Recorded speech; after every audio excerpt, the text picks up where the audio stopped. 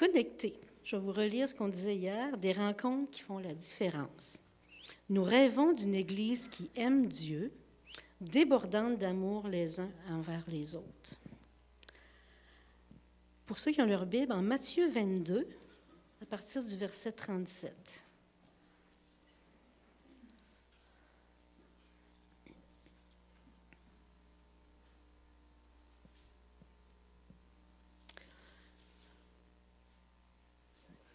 Jésus lui répondit, « Tu aimeras le Seigneur ton Dieu de tout ton cœur, de toute ton âme et de toute ta pensée. C'est le premier et le plus grand commandement. Et voici le second qui lui est semblable, tu aimeras ton prochain comme toi-même.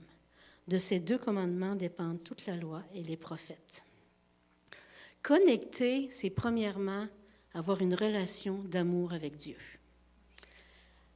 C'est aller même au-delà de la louange et de l'adoration. C'est de l'avoir comme ami proche. C'est extraordinaire de passer du temps dans la louange le dimanche, du temps dans la louange la semaine, de prier, de parler avec Dieu. Mais cet amour-là avec Dieu, c'est ça qui est connecté, premièrement. De tellement bien le connaître à cause de la parole, à cause de la louange, à cause des temps qu'on passe avec lui, qu'on a une relation où on pense à lui, puis c'est notre amour. C'est notre bien-aimé. Puis, aimer sa présence, c'est aimer sa parole. C'est aimer la louange, c'est aimer qui il est, c'est aimer le rencontrer. Puis le lieu où ça commence pour nous, souvent, c'est l'amour. Puis l'amour de Dieu nous amène aussi à l'amour du prochain, comme le dit la Bible. Puis ça, on dit toujours, c'est pas évident, l'amour du prochain, parce que quand je regarde les gens dans l'Église, nous sommes extrêmement différents. On n'est pas un club social où on est le club des tricoteuses anonymes.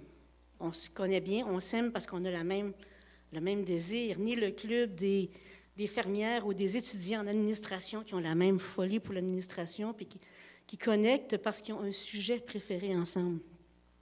Mais l'Église, c'est un lieu où il y a une communion avec quelqu'un qui nous amène à avoir une communion avec un paquet de monde, ici et à l'extérieur, qui sont extrêmement différents les uns des autres. Puis ça, c'est un défi, mais c'est aussi une chose absolument extraordinaire. On devient des gens qui sont plus que des amis, mais qui sont des frères et sœurs. Des frères et sœurs plus encore proches que mon propre frère dans la chair, que ma propre sœur, parce qu'on est liés pour l'éternité, dans un amour particulier. Premièrement, pour aimer Dieu, il faut choisir de l'aimer. Parce que ça ne se fait pas en claquant des doigts, dire « Bon, j'aime Dieu, c'est réglé ». Il faut choisir de l'aimer, il faut faire des gestes, il faut aller vers lui, il faut prendre le temps de le connaître, de l'admirer, vraiment de savourer qui il est au point de l'aimer. Et c'est la même chose, cette passion-là que Dieu veut et que Dieu fait les uns envers les autres. Puis ça non plus, ça ne se fait pas. Hein? Je m'assois sur la chaise puis j'attends qu'on vienne m'aimer. Je l'ai déjà fait puis ça n'a pas marché, je vous avoue. Pas en tout. Mais si moi, je vais vers quelqu'un d'autre, si moi, je décide de connecter à quelqu'un d'autre, d'aller lui parler, déjà, il y a quelque chose de différent. Déjà, il y a quelque chose qui se crée parce que moi, j'ai le désir. Pour aimer l'autre, il faut choisir de l'aimer. Dans sa différence, dans ce qu'il est, dans ce qu'elle est, d'aller vers la personne pour le choisir. Oui, je veux connecter avec toi. Je veux savoir qui tu es, je veux savoir comment tu vas, je veux savoir qu'est-ce que tu vis, qu'est-ce que tu fais, qui tu es. Puis ça fait des relations proches. Si vous désirez tourner dans 1 Jean 4, 19 à 21,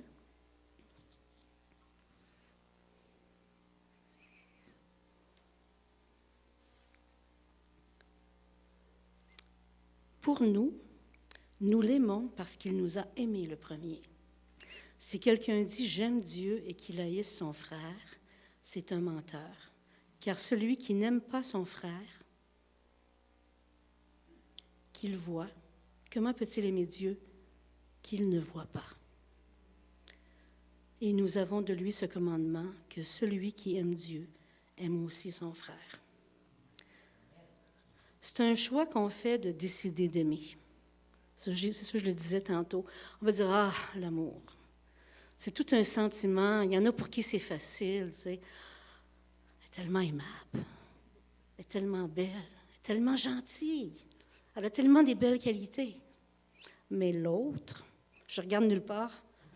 Oh, l'autre, c'est quelque chose. Danny, il est où? Il est là. Je l'aime beaucoup, Danny, moi. C'est un choix qu'on décide d'aller vers l'autre aussi. Puis des fois, on est surpris parce qu'on a des préjugés. Ben l'autre, il est soit plus vieux, il est soit plus rigide, il est soit d'un autre milieu, plus riche ou plus pauvre. Il a l'air plus revêche. Il a l'air plus sérieux. Il a ses gros yeux. Mais finalement, c'est quand on prend le temps de connaître les gens, on réalise que chacun d'entre eux est une pure merveille. Puis plus je connais des gens dans l'Église, plus je vois que ce sont des pures merveilles, y compris Denis. Ah, voilà. Des fois, on prend des habitudes. Moi, ma chaise est là. Puis dimanche dernier, j'avais ma sacoche puis mes papiers pour les reçus d'impôts en arrière. Puis quand je suis entrée, il y avait déjà plein de monde là. Fait que je suis venue m'asseoir ici. Puis quand le pasteur nous a demandé d'aller saluer les uns les autres, j'ai fait une découverte. Il y a du méchant de beau monde de ce bord-là. Ils sont fins de ce bord-là. J'ai pu connecter avec des gens différents, dire bonjour à du monde. Souvent, avant la réunion, je vais saluer des gens, mais ceux qui sont arrivés un peu plus tard, que je n'ai pas vus, waouh, ils ont donc bien l'air fins de ce bord-là. Des fois, il faut briser nos habitudes pour aller connecter avec les autres. Ça va être dur de ne pas aller là dimanche prochain, mais je vais y réfléchir avant. Je vais y réfléchir. On peut choisir de connecter aussi parce qu'on va à différentes réunions. Ministère des hommes, ministère des femmes, réunions de prière, réunions dans les maisons. Ça nous permet de connecter avec des groupes plus petits où on crée des relations qu'on n'aurait pas naturellement. Parce que c'est cute, le dimanche matin, on arrive. Ceux qui arrivent plus tôt ont le temps de jaser un peu ensemble. Ceux qui partent plus tard ont le temps aussi de jaser un peu ensemble. Mais dans des petits groupes hétéroclites où on ne sait pas, ministère de la femme, là, il n'y a pas juste des jeunes poulettes de 20 ans. Il y en a des 40, des 60, des 70 certains. Il y a des gens plus âgés, des gens plus jeunes, des gens de différents niveaux qui ont, en plus petits groupes, possibilité de connecter. Même chose pour les réunions de prière. Je vais enlever lui, il va tomber. On choisit aussi de connecter quand on prend le temps d'écouter les gens dans différentes situations. Pendant le temps des fêtes, moi, je m'étais dit, cette année, je vais passer un temps des fêtes épouvantable parce que j'étais malade. Habituellement, je passe les fêtes chez mes parents, c'est extrêmement tranquille, ils sont très âgés. Finalement, je n'ai pas du tout eu un temps tranquille. J'ai eu un temps extraordinaire, je suis allée dans différentes maisons, j'ai vu plein de monde. Aux différentes places où je suis allée, j'ai juste vu du monde différent. Puis il y a un soir, chez Sandra et Benjamin, il y avait des gens là, il y avait des gens d'Amkoui, puis il y avait des gens de l'Alliance, puis il y avait des gens de notre Église. Puis j'ai pu jaser un grand bout de temps avec une femme extraordinaire que je rencontre le dimanche. Je lui dis bonjour, je lui parle quand elle quitte, on se connaît, mais là, je l'ai connue plus. Il y a eu une connexion qui s'est faite. On s'est parlé de qui on était. Puis ça amène les relations plus loin encore, beaucoup mieux encore.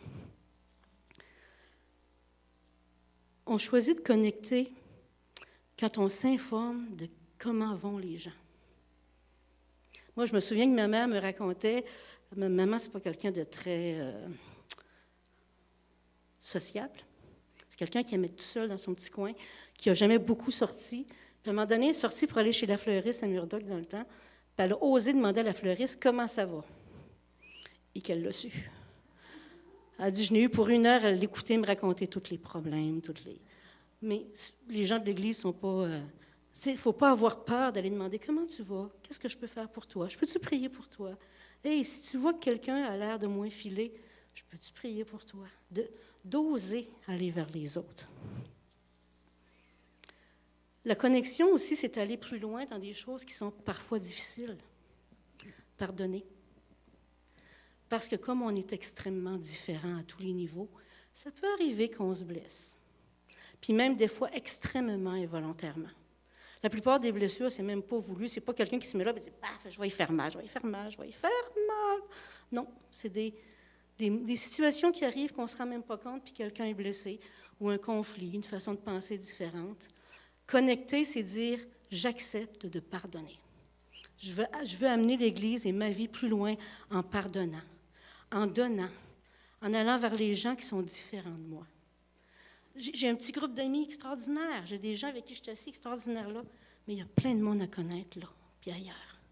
Puis je veux les connaître. On peut faire l'effort d'arriver plus tôt à l'Église pour connecter.